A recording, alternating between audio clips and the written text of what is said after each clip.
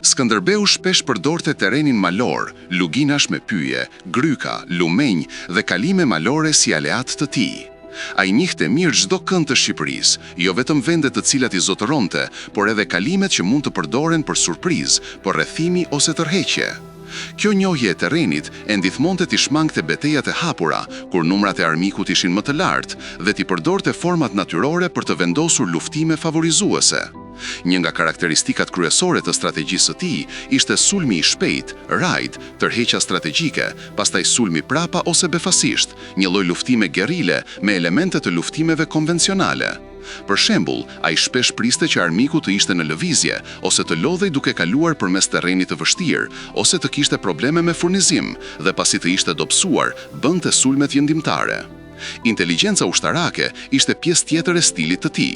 Skënderbeu përdorte spiun dhe zbulues që i raportonin lëvizjet osmane, madhësinë e forcave, kohën e hyrjes së konvojeve të ushqimeve, rrugët e furnizimit, kështu mund të planifikonte surprizat sipas nevojës. Njëkohësisht, ndërtonte bazat logjistike të vogla nëpër male ose pyje për të furnizuar trupat, për të strehuar rezervat dhe për të shtruar rrugët e tërheqjes nëse duhej të kthehej. Le të shohim disa beteja specifike dhe strategjisë që ai përdori në to. Beteja e Mokrës, 10 tetor 1445.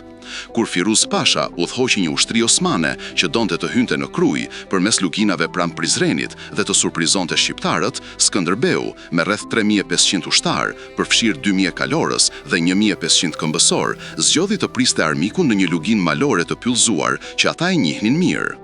Ushtria osmane u fut në këtë lugin me linja furnizimit të vështira dhe pa vizion të mirë për lëvizjet në përpyje. Shqiptarët i sulmuan fytyrë dhe nga anë duke përdorur kuajt për manovra të shpejta dhe këmbësin për sulme të papritura. Rezultati, osmanët u mundën, rreth 1500 nga ta vdiqën dhe shumë u plagosën ose u kapën. Ky sukses tragoi dy gjëra: guximin për të hyrë në betejë edhe me forcë më të vogël dhe përdorimin e terrenit dhe surprizës për të përvetësuar avantazhin. Çlirimi i Krujës, 28 nëntor 1443. Në fillim, forca që Skënderbeu solli ishte e vogël, rreth 300 burra, jo për të luftuar direkt, por për të infiltruar dhe për të përdorur një mashtrim, një letër e falsifikuar nga sultani që urdhëronte që Zabel Pasha, komandanti osman në Kruj, ta dorëzonte kështjellën. Kur Zabel u largua nga kështjella, Skënderbeu me forcat e tij hyn brenda, sulmuan rojet natën, krijuan panik midis mbrojtësve dhe morën kontrollin.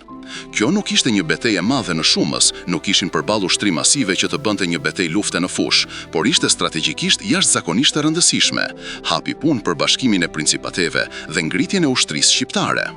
Beteja Albulenës, shkaqquhet edhe Ujbardha, rreth viti 1457, osmanët, nën komandën e Isak Bey Evrenoz dhe me ndihën, tradhtin e Hamza Kastriotit, marshuan nga Dibra drejt Matit dhe Krujës me një ushtri shumë herë më të madhe se ajo e Skënderbeut.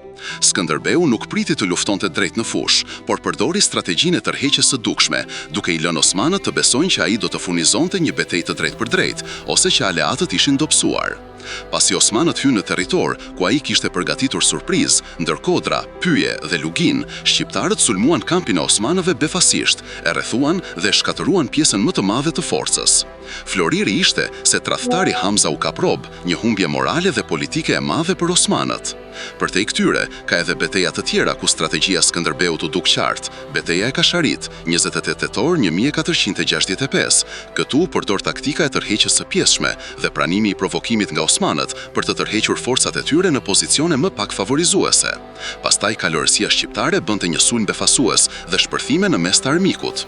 Beteja e Pologut, 22 prill 1453. Skënderbeu përdori taktikat shtiftzimi midis ofensivës dhe orbujtjes. Ai u tërhoq në një zonë që njihte mirë, pastaj bëri sulm të shpejt natën kundër kampit osman. Moralen e trupave nuk e la kur pas dore. Skënderbeu vinte theksin të dashuria për tokën, besimi në betejë dhe shpesh bënte fjalime që i bënin luftëtarët të ndiheshin se çdo betejë ishte një përballje jo thjesht për tokë, por për liri, për familje, për identitetin shqiptar. Kjo shpesh ruante qëndrueshmërinë morale kur kushtet ishin të vështira, kur mungonte ushqimi, kur kishin humbje, kur rrethoheshin kështjella. Gjithashtu, ai nuk shmangte punën me aleancat diplomatike për t'i siguruar edhe shqiptarëve mbështetje materiale, armë, ushtar lehtë të kategorizuar, financa, ndonjëherë ndihmë nga papati ose nga princit italian, që të mund të përballonte osmanët që kishin mundësi më të mëdha.